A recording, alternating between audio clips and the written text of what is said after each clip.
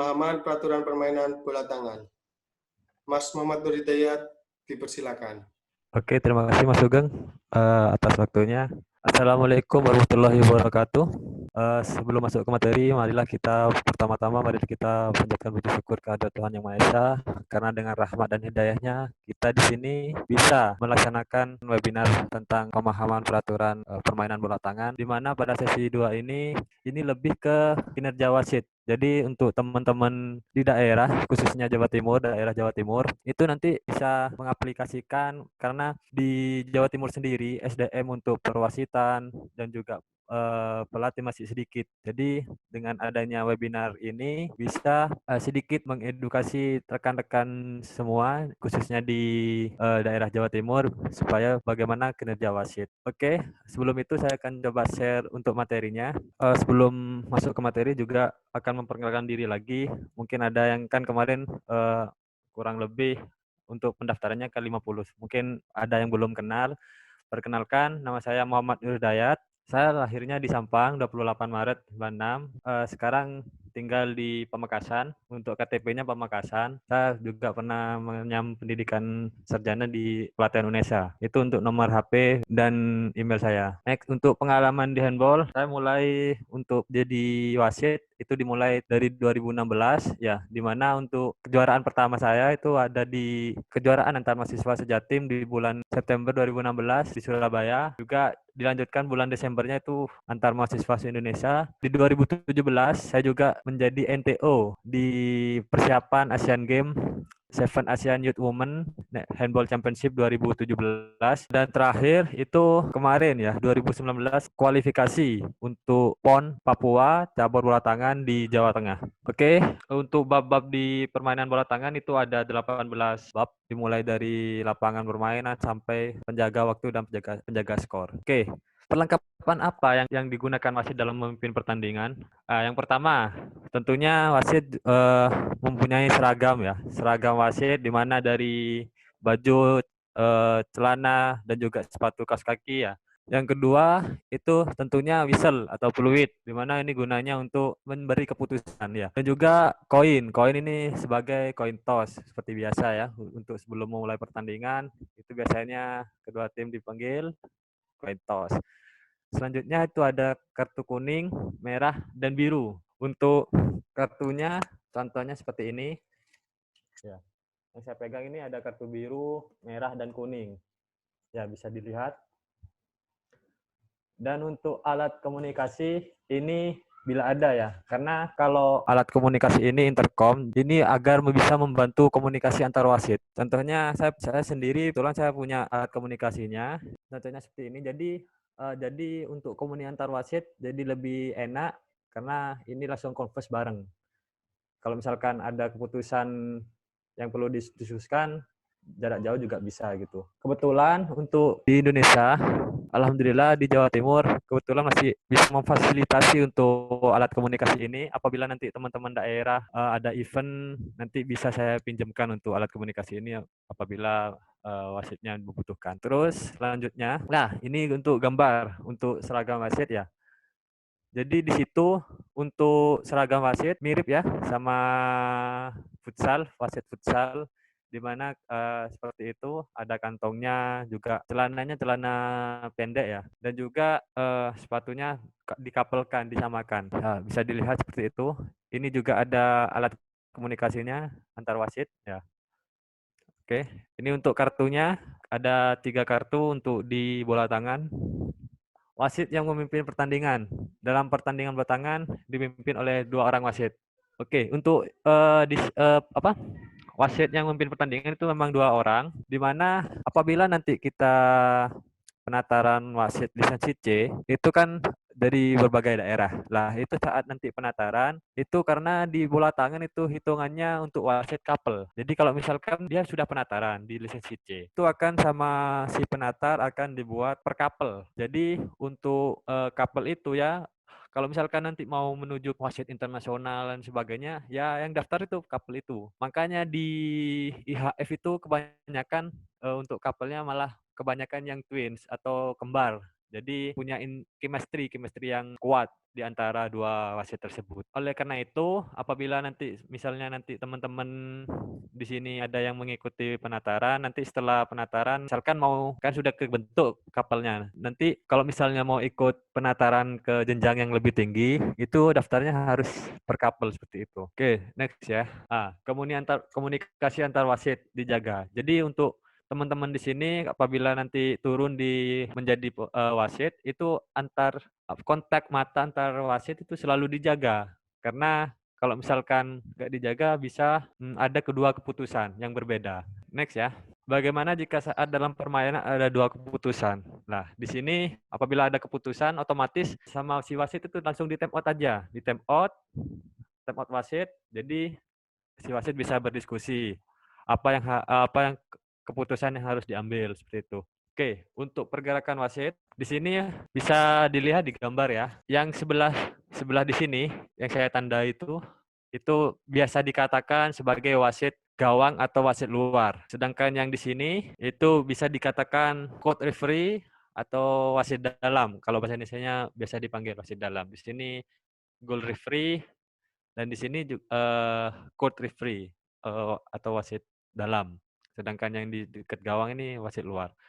Jadi untuk apa ya, wilayah pengambilan keputusannya itu untuk tugasnya di wasit yang misalkan yang pertama wasit luar ya. Wasit luar itu pengawasannya di daerah area 6 meter ya, area 6 meter di sini dan juga untuk wasit luar ini untuk pengambilan keputusan penalti itu wajib wasit luar yang mengambilnya dan juga gol juga wasit luar. Sedangkan yang wasit dalam maksud saya, ini mengawasi yang dominan yang memegang bola. Ya, jadi jaraknya seperti ini. Jadi dekati. Kalau misalkan ada di sini ya kurang lebih di sini. Kalau misalkan pojok di sini ya kurang lebih geser ke kiri sedikit seperti itu. Ini untuk tugasnya biasanya lebih dominan untuk fall daerah daerah permainan di sini ya. Oke, next. Di bola tangan, wasit itu udah harus kaku. Seperti misalkan harus di sini terus. Posisinya seperti ini terus. Jadi kalau misalkan ada time out, terus ada kartu kuning atau gol, itu gak harus seperti ini. Jadi bisa berubah. Yang ini tarik ke sini, yang ini tarik ke sini, sedangkan yang ini masuk ke jadi wasit luar yang wasit luar jadi masuk ke wasit dalam. Jadi nggak harus pakem, nggak harus seperti itu terus geserannya. Jadi kalau misalkan ada waktu time out itu bisa di rolling, di change. Ya. Jadi si wasit itu tidak merasa bosan seperti itu. Next. Ini untuk running cara lari jalurnya ya, jalur wasit. Misalkan pertama kan di sini. Pertama kan posisi wasit di sini. Ya, misalkan di situ otomatis kan serangan pertama ke sini kan ya. Contohnya seperti ini, yang di sini jadi wasit luar, yang di sini jadi wasit dalam. Nah, apabila ada perubahan serangan, misalnya berubah serangan ke sana, itu untuk jalur wasit. Jadi yang wasit dalam di sini, kalau memang fast break, segera langsung ke pinggir lapangan sambil lalu melihat bola ya, selalu melihat bola. Terus untuk wasit yang di luar, yang pertama jadi wasit gawang, itu langsung lurus saja nggak apa-apa ke daerah sini. Ya, langsung lurus motong nggak masalah. Kecuali untuk balik misalkan berubah arah serangannya yang pertama jadi wasit dalam, itu biar tidak mengganggu arah serangan balik tim yang akan menyerang, itu usahakan ya melewati garis pinggir lapangan ini dan kejar kalau misalkan dia fast break. Nah, seperti itu untuk jalur lari wasit ya. Nah, kalau di gambar yang selanjutnya ini apabila kejadian man to man ya, man to man marking di mana kan ini untuk posisi pemain, posisi pemain ini kan agak maju ya, agak maju seperti ini ya. Jadi untuk teman-teman wasit apabila nanti jadi wasit di sini, apabila kejadiannya seperti ini, itu boleh. Yang pertamanya kan udah harus di sini. Jadi dia supaya bisa melihat lebih leluasa itu agak maju ke daerah di sini. Ya, berpindah ke daerah di sini sekitar situ ya. Jadi untuk penglihatannya lebih lebih dekat, jadi lebih enak untuk pengambilan keputusan. Seperti itu. Ini untuk wilayah apa namanya, penglihatannya untuk wasit yang di sebelah sini, sedangkan yang kuning ini untuk yang wasit sebelah, wasit dalam ya, yang bisa tanda ini. Oke, next ya. Insiden dalam lapangan. Jadi untuk, apabila dalam permainan itu ada yang cedera, terluka, berdarah, itu saat kejadian seperti itu, wasit langsung time out, nggak harus nunggu dari table. Langsung time out, pit pit pit, tanyakan ada kendala, apa butuh penanganan medis atau enggak, seperti itu. Kalau misalkan memang berdarah, harus ditangani medis. Ya, kalau misalkan dia cuman jatuh sakit sebentar, terus dia bisa tanyakan, makanya sebelum itu tanyakan dulu kepada pemain bisa lanjut apa enggak. Karena kalau misalkan nggak bisa lanjut, itu pemain harus diganti. Dan pemain yang diganti itu harus, kalau mau masuk lapangan lagi harus nunggu 3 kali serangan. Oleh karena itu, kalau misalkan memang dia masih bisa bermain lagi, nggak mau diganti, itu bisa dilanjutkan. Jadi nunggu dia berdiri sebentar, tapi kalau memang dia berdarah, itu harus di penanganan medis seperti itu. Dan juga wasit dulu pernah dihimbau sama, bukan dihimbau, sama Pak Mustafa, mana Pak Mustafa itu sebagai Bapak Handball Indonesia, di mana dia yang punya predikat TD IHF ya. Dia mengatakan seperti ini, kalau wasit di dalam lapangan itu kan bola kan kebanyakan lengket, ya lengket, otomatis usahakan wasit yang di dalam lapangan saat permainan itu tidak boleh memegang bola. Jadi kalau misalkan bolanya keluar, itu usahakan menghindar. Jadi tidak usah wasit yang mengambil, biarkan pemain yang mengambilnya. Karena kalau misalkan kita memegang bola itu kan lengket. Kalau di handball kan pakai lem handball itu diperbolehkan, termasuk aksesoris. Ya. Next ya. Kalau misal memang butuh dibopong ataupun ditandu, itu usahakan setelah memang setelah pemain itu minta minta bantuan medis, itu bisa dipanggil untuk tim medisnya dari wasit. Tolong segera memasuki medisnya gitu. Ya, ini sedikit masuk peraturan lagi ya untuk permainan. Jadi untuk yang diperbolehkan itu di bola tangan, dribblenya mirip basket ya. Kita ulangi lagi, dribblenya mirip basket, tapi ada bedanya. Di mana untuk dribble ini, kalau di basket kan itu gak harus diperbolehkan untuk crossover atau apa ya, memindah bola dari kanan ke kiri itu boleh. Tapi di bola tangan itu gak boleh, termasuk ilegal. Jadi foul. Jadi yang dirasain untuk lawan, foul untuk lawan. Dan juga untuk memegang yang diizinkan, memegang bola, diam, itu istilahnya 3 second ya. Itu diizinkan hanya maksimal 3 detik. Itu termasuk bolanya digulingkan selama 3 detik, saat sudah megang bola digulingkan selama 3 detik, itu termasuk 3 second. Diambil lagi itu termasuk 3 second. Untuk langkah stepnya itu di bola tangan itu 3 ya, 3 step. Kalau di basket 2. Di mana untuk step ini pegangan pertama itu dihitung 0 ya, dihitung 0, baru kalau sudah melangkah 1 2 3 itu maksimal 3. Jadi kalau misalkan dia lebih lagi langkahnya itu dianggap how many step atau head traveling ya. Oh ya, untuk tangannya untuk dribble itu usahakan di atas terus, di atas bola, bukan di samping ataupun apalagi di bawah ya. Jadi kalau mau dribble, dribble dari atas. Pukulnya dari atas.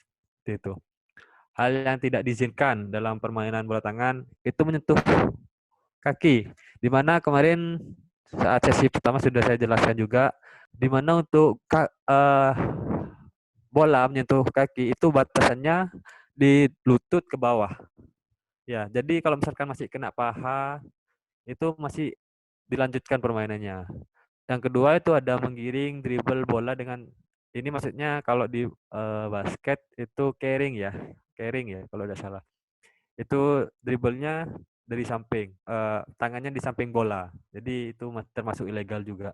Karena kan itu berkesempatan untuk memindahkan bola, memindah apa ya, memindah dari kanan ke kiri pemain. Mencetak mencetak gol dengan kaki tentunya kan tidak boleh karena namanya aja handball ya, permainan bola tangan, jadi mencetak gol dengan tangan seperti itu. Memberhentikan bola dengan kaki dengan sengaja. Ini untuk kiper ya. Kiper itu punya hak istimewa yaitu bisa menghalau bola dengan kaki. Namun apabila dia sudah menahan bola, bolanya gelinding diam di daerahnya sendiri, tapi dia eh menyetop lagi dengan kakinya, memegang lagi menyentuh lagi dengan kakinya dengan sengaja. Karena kan dia hak istimewanya hanya menahan saja untuk kakinya. Tapi kalau misalkan dia masih menyentuh bola dengan kaki saat bolanya sudah diam di lantai, itu akan dikena hukuman 7 meter maksudnya 9 meter free throw. Jadi foul untuk lawan ya. Jadi misalkan dia sudah nahan dia pemain lawan syuting, dia nahan kiper. Terus bolanya menggelinding dan diam di lantai. Lah, itu kalau misalkan dengan sengaja kakinya menyentuhkan bola, itu si kipernya itu akan mengakibatkan free throw 9 meter untuk lawan. Jadi kalau misalkan kiper sudah menahan bola dengan kaki, misalkan kaki atau tubuh dan bolanya diam, itu diambil aja sama tangannya, itu diperbolehkan ya.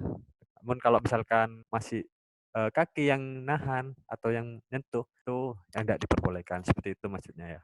Untuk passive play ya, untuk passive play ini kan kemarin sudah dijelaskan juga di mana pemain yang kena warning, tim yang kena warning passive play dengan signal seperti ini itu hanya punya kesempatan 6 kali passing ya, 6 kali passing di mana passive play ini bertujuan agar permainan ini menjadi lebih menarik. Karena kalau misalkan peraturan ini tidak ada, apabila ada yang unggul, tim yang unggul, dia akan main passing-passingan aja, ball possession kanan kiri.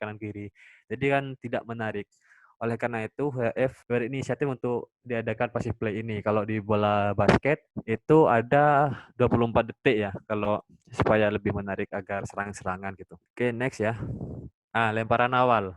Lemparan awal ini maksudnya throw off ya, di mana memulai pertandingan ataupun kebobolan itu harus dimulai dengan lemparan awal ini, throw off ini. Kalau di sepak bola kan ada kick off, kalau di bola tangan itu throw off. Di mana pelaksanaan throw off ini pemain yang melakukan throw off itu harus menginjak garis tengah lapangan. Itu otomatis si wasit mengikuti kalau misalkan kebobolan. Tapi kalau misalkan awal mulai pertandingan itu kan wasit yang memulai. Tapi kalau misalkan setelah kebobolan itu kan di bola tangan tidak ada selebrasi. Di mana apabila kebobolan, tim yang kebobolan itu bisa langsung fast break dengan catatan tim pemain yang kebobolan itu harus di belakang garis tengah lapangan. Ya, barusan sampai di lemparan awal, ya. Di mana kita lanjutkan ya. Di mana untuk lemparan awal ini sudah saya jelaskan barusan. Untuk lemparan awal itu bisa setelah gol ataupun awal mulai pertandingan, throw off-nya. Next. Untuk lemparan ke dalam, ya. Lemparan ke dalam itu diberikan apabila bolanya keluar ke garis pinggir lapangan yang samping ya. Lah, itu untuk pelaksanaan lemparan ke dalamnya harus pemain yang mau melemparkan lemparan ke dalam itu harus terlebih dahulu menginjak kakinya ke pinggir lapangan. Baru setelah menginjak garis pinggir lapangan, satu kaki ataupun dua kaki, baru boleh passing atau dilempar ke rekan timnya. Karena kalau misalkan pemain itu tidak menginjak garis pinggir lapangan, itu akan lemparan ke dalam untuk lawan, change direction, foul lemparan ke dalamnya, seperti itu. Dan untuk diingatkan untuk wasit juga, kalau misalkan ada yang pemain defense-nya itu dekat sama lemparan ke dalam ataupun free throw, itu area radiusnya 3 meter dari yang megang bola. Selanjutnya 7 meter ya. Untuk rekan-rekan di sini untuk sesi selanjutnya mungkin karena kan di sini ada kalau tentang pemahaman perwasitan seperti ini ada 3 sesi. Di mana yang pertama kemarin itu sesi tentang dasar-dasar permainan bola tangan. Yang kedua ini lebih ke perwasitannya, cara geraknya, terus juga apa yang perlu dipersiapkan seperti itu. Untuk yang ketiga nanti mungkin studi kasus kejadian-kejadian pelanggaran nanti bisa di sesi ketiga ya. Untuk sementara untuk di sesi kedua ini kita belajar tentang kinerja wasitnya ya, seperti itu. Untuk wasit ya, wasit itu ada 3 macam bunyi peluitnya. Yang pertama bunyi peluit 1. Ya, pertama ya, itu yang pertama kegunaannya itu bisa memberi keputusan foul, ya, foul, pengambilan penalti. Intinya terkait dengan pelanggaran-pelanggaran itu hanya satu bunyi, ya. Kalau misalkan dua, itu prit prit, itu indikasinya untuk gol, ya. Dan 3 itu time out. Ya, seperti itu. Lah, ini gol ya. Untuk gol, yang dikatakan gol itu apabila keseluruhan permukaan bola itu melewati garis tiang ini. Jadi, ini kan kenapa di bola tangan itu wasitnya ada yang wasit istilahnya wasit gawang, goal referee, ataupun bahasa Indonesianya itu wasit luar. Dimana kalau misalnya dari samping, pinggir-pinggir gawang pas, itu bisa melihat jelas terjadinya gol atau tidak, seperti itu. Itu bisa dilihat ya. Ya, ini untuk lapangan bola tangan, ya seperti itu. Ya mungkin itu Mas Sugeng. Sementara untuk materi kali ini, mungkin sambil teman-teman yang ada yang ditanyakan terkait tentang kinerja ini, misalkan apa kejadian apa bisa ditanyakan. Mas Sugeng, monggo. Apakah ada pertanyaan dari rekan-rekan di sini? Baik, terima kasih Mas Muhammad Nur Hidayat. Cara selanjutnya kita akan langsung ke tanya sesi jawab. Ya boleh, karena ini materinya sudah habis, kurang lebih seperti itu sebagai apa ya, pegangan untuk teman-teman di Jawa Timur, karena nanti apabila nanti teman-teman di sini ada yang mengikuti penataran wasit, itu sudah punya gambaran sedikit tentang bagaimana kinerja wasit, peraturan-peraturan dan sebagainya. Itu Mas Sugeng. Ya, masih. Oke, pertanyaannya bisa diketik di halaman chat Zoom ya, dengan format nama, pekerjaan,